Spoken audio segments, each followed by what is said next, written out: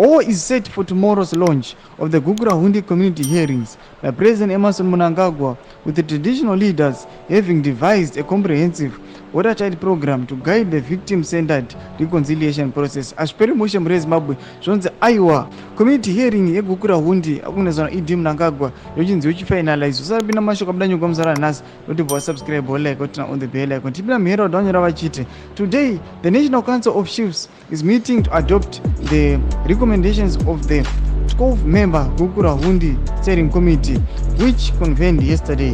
National Council of Chiefs President Chief Mochane Kumalo said President Mnangagwa will be briefed on the work that has been ongoing for the past 5 years as traditional leaders prepared for the community hearings. On Sunday, we are going to debrief the President on what we have done, but all the programming has been undertaken by the steering committee, which includes all the senators from Matabeleland North and Matabeleland South.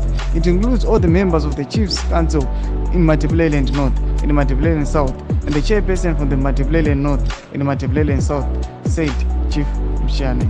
He said all 72 chiefs and their 14-member panels have received thorough training to commence the community hearing. Ndo update tati kupe mzara nhasi muri Zimbabwe pamusoro pe the Gukura Hundi hearings. Aiwa pine comment section medu mbodi zamavhunguro enyu nokudii pamusoro pe Nhawu Iya zvamunoziva kuti aiwa inobata bata vagari munyika yeZimbabwe. Tudze mavhunguro enyu musangano subscribe kulike chinotina on the bell icon.